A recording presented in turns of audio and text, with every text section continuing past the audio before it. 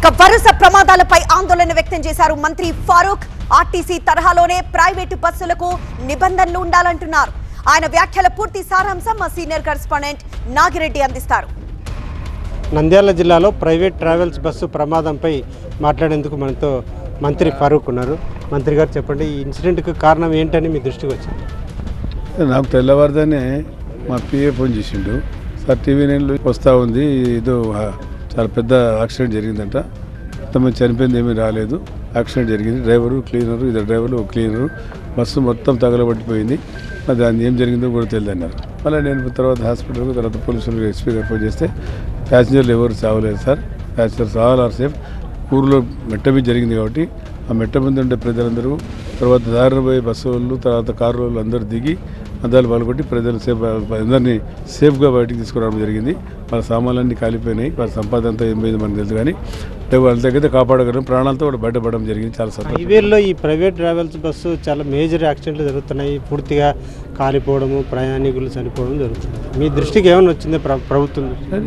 నా దృష్టికి నేను ఇంతకుముందు కూడా చెప్పాను, నేను ఆర్టీసీ బస్సులో ఏ రకంగా అయితే సీజ్ చేస్తామో ఎక్కువ పోకుండా డీజిల్ సేవింగ్ కోసం ఆ సీట్లుగా సీజ్ చేయాలి.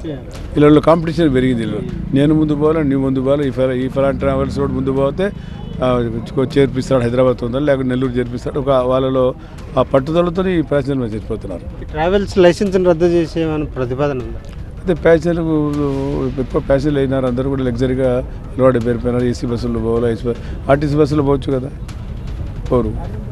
ఆర్టీసీ బస్సు ఛార్జీలు తక్కువ ఉంటాయి, కానీ ప్యాసింజర్లు కూడా ఆ అవేర్నెస్ అనేది రావాలి. వాళ్ళలో అవేర్నెస్ వస్తే మనం చేయగలుగుతాం. వాళ్ళలో ఆ కాంపిటీషన్ ఉంది. ఇప్పుడు ఆర్టీసీ బస్సులు అన్ని చోట్లకు ఉన్నాయి. నంద్యాల నుంచి కర్నూలు నుంచి హైదరాబాద్కు ఉంది, విజయవాడకు ఉంది, మద్రాసుకు ఉంది. దాని ప్రిఫరెన్స్ ఇవ్వరు, దీనికి ప్రిఫరెన్స్ ఇస్తారు. అదే కదా వచ్చింది. ఈ బస్సులు మాకే దొరకవు. మేము పోతూ ఉంటాం, కార్లలో చూస్తూ ఉంటాం కదా, హైదరాబాద్ ఎప్పుడైనా మధ్యాహ్నం బయలుదేరితే 3:30కు కొచ్చిన్కు, త్రివేంద్రంకు, ఎక్కడికొక్కడికి పోతూ ఉంటాయి. మాకు క్రాస్ చేయడానికి కూడా దొరకవి. ఆ రకంగా స్పీడ్ పోతారు.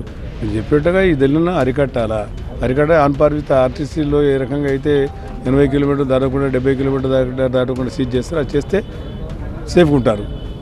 ఎంత స్లోగా పోతే అంత సేఫ్గా ఉంటుంది. ఈ ప్రైవేట్ ట్రావెల్స్పై కఠిన చర్యలు లేకపోవడం వల్ల ఇలా జరుగుతున్నాయి, రిపీట్ అవుతున్నాయి అనేది. అయితే వాళ్ళలో డిసిప్లిన్ లేదు, వాళ్ళలో అంత స్పీడ్ పోకూడదు. ఏమంత కొంపలు మునిగిపోతున్నాయని మాకు చెప్తున్నా కదా, 110 కిలోమీటర్ తక్కువ పోయి ఓలో బండ్లు. దానివల్ల ఏం చేయాలి? ఇంకా దానిలో చర్యలు తీసుకోవాలి, వద్దని చెప్పకూడదు. ఎందుకంటే ప్రజల ప్రాణాలు కాపాడాల్సిన బాధ్యత ప్రభుత్వానికి ఉంది. తప్పకుండా దీని మీద చర్య తీసుకొని మాట్లాడి, మరి మినిస్టర్ గారు కూడా ఫోన్ చేశాను ఇందాక, దీన్ని ఏదైనా చేద్దాం, ఆలోచన చేయండి అని చెప్పి. ఆర్టీసీ బస్సులు, మీ బస్సులు ఏ రకంగా కంట్రోల్ పెట్టారు, దీనిని కూడా కంట్రోల్ చేయండి అని చెప్పి. లేకపోతే ఇంత అన్నీ లేకుంటే ఒక క్షణం అయిపోతే అమాయకులు అంతా కానీ బూడిద అయిపోయారు కదా. తెల్లవారుజామున మిడ్నైట్లో జరుగుతున్నాయి. దీనికి ఏమైనా ఒక ప్రతిపాదన ఏమైనా ఉందా మీ ప్రభుత్వం దృష్టిలో? సింగిల్ డ్రైవర్ అయితే చాలా కష్టమే. ఇద్దరు డ్రైవర్లు ఇచ్చినా కూడా ఆ టైంలో అర్ధరాత్రి కూడా 1 గంటకు, 2 గంటలకు, 3 గంటల కంటే ఎప్పుడన్నా కళ్ళు మూస్తాడు.